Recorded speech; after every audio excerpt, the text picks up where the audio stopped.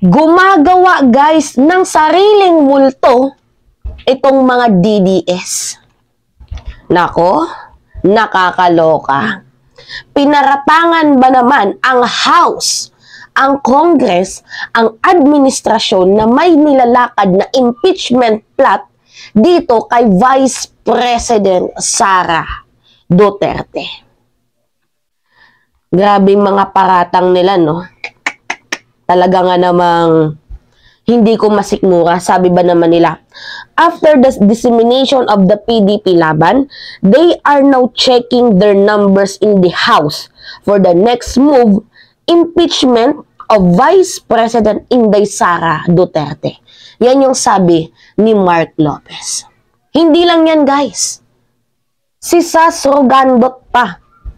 Sabi ba naman ni Sas, they have two cards to remove Duterte from the power equation in the future.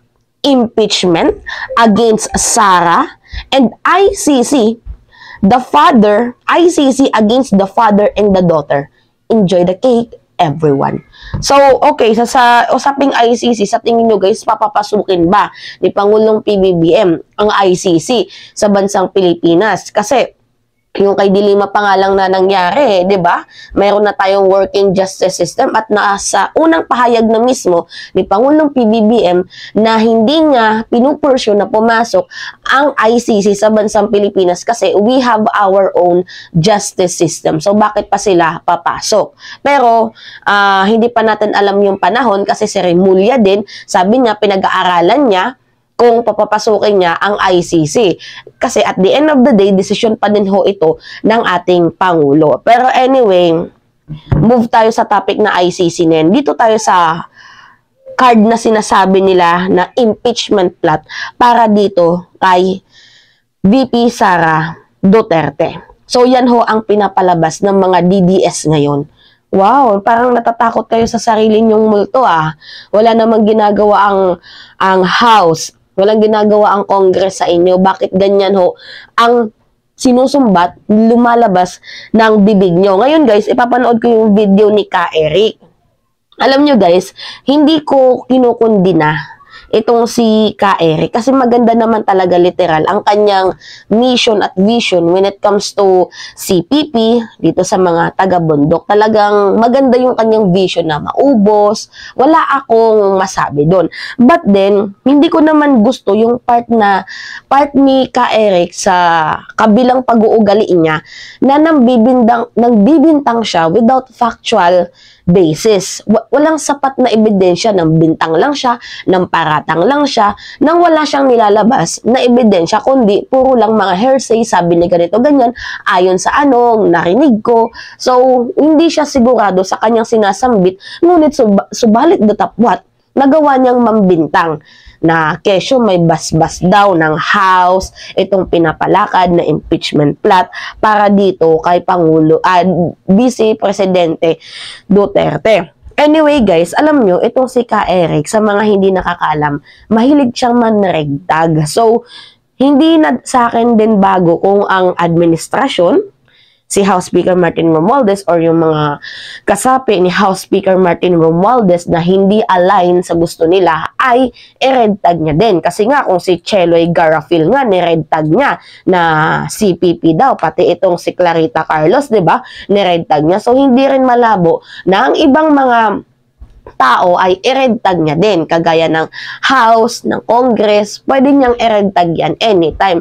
Pero guys, hindi ko siya kinukundina sa pamumuna niya dito sa mga NPA, dito sa mga CPP. Wala akong kinukundina dyan kasi maganda naman yung mission at vision niya. But then, hindi naman kasi bagay, pangit pakinggan na nambibintang itong si Ka Eric ng basta-basta. Anyway, maingay yung pamangkin ko, guys. So, anyway, sabi dito sa balita, ito yung pakulo ni Ka Eric. Naku, panoorin nyo, sabay-sabay tayong magalit dito. Kasi talagang sinasakdal nila ang administrasyon eh. Nakakaloka. Anyway, itong balita. Panoodin natin. Galing to sa SMNI. May mga bagay na hindi talaga dapat sinasabi. Pinagmalaki pa talaga nila. Anyway, ito yung video. Meeting sila over the weekend. Sinong nag-meeting kayo? CPP. Ang Communist Party Urban Operatives at ilang mga kaalyado nila sa Kongreso at naghahanda sila, mga kababayan, bantayan natin ito, mamamayang Pilipino, upang patindihin pa ang atake sa ating Vice Presidente, upang paghiwalayin at biyakin ang alliance nila ni Pangulong Bongbong Marcos Jr. Naghahanda sila ng impeachment itong CPP, NPA, NDF at mukhang may bendisyon ng House. Ito yung nangyayari ngayon, ito yung nakikita ng mga kababayan natin dahil mukhang ginagawang lehitimo na naman sila sa nangyayari ngayon sa Kongreso. Ano ba ang nakikita nyo dito? Napakadelikado. If the House leadership and even the President will not speak out and categorically denounce and call for an immediate government action to stop this kind of travesty and abuse of public funds, financing terrorism funded by the government through infiltration of the government, at parang nagiging lehitimo silang bahagi ng Kongreso, sa tanong Ina ng ating netizen, gaano kadelikado yan para sa gobyerno? They will recover. I am very sure about that. Lugmok man ang CPP, NPA, NDF na armadong component nila sa buong bansa, hindi po sila lubusan pang nagagapi.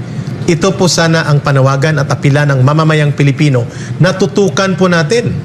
Hindi po yung pagtutok sa impeachment ni Sara Duterte, yung pagtutok sa destabilization ni Rodrigo Duterte. Oh, come on. Eric, the real problem is the CPP, NPA, NDF. Not the Duterte or Gloria Macapagal Arroyo.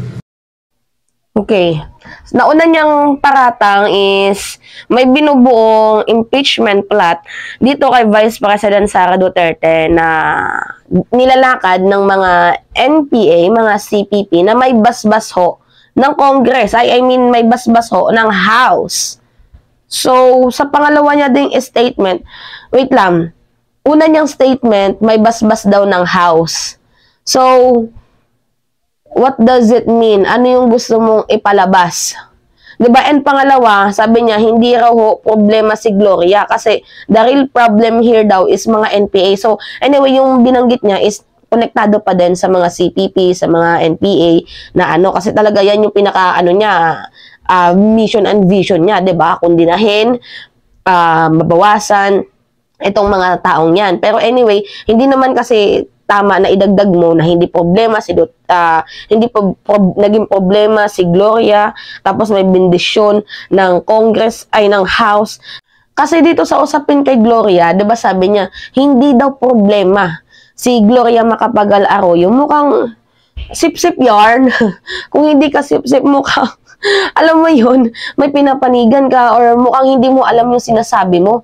9 na taon na tayong ginawang bulok. 9 na taon ginawang bulok ang bansang Pilipinas, tapos gumawa pa ng movement para mapa-impeach si Pangulong PBBM at makabalik sa pwesto, tapos sasabihin mo na hindi problema si Gloria. Alam mo ba yung sinasabi at lumalabas sa bibig mo na hindi problema si Gloria? At dito sa usapin na may bendisyon ng House, asan yung pruweba mo? Asaan ang ebidensya mo? Nagpaparatang ka kaagad nang wala ka man lang factual basis. 'Di ba? Alam niyo, wala namang problema dito kay Eric. Kasi 'di ba kinukondina niya yung mga kalaban ng bayan. Well, okay ako dun. Pero yung mambibintang ka without factual basis, oh come on. Mali yan. At para kayong natatakot sa sarili niyong multo kasi sa inyo ko lang narinig yung balitang yan. Sa inyo ko lang nalaman yan. Kayo-kayo lang din ang nagpapakalap ng ganyan. Kaloka. Ngayon guys, gumagamit sila ng reverse card. Una, gusto nilang ipa-impeach si Pangulong PBBM. And then, nung nabuklo sila, gusto nila maging maanghel pa rin sila sa tao. Kaya, sila na lang gumawa ng storyline, diba, na sila daw pinapa-impeach ng administrasyon. Kaloka tong mga ano na to. Anyway, yun lamang ho guys. It's me again, si Mima Alicia. Nagbabalik ulit para sa ating panibagong video.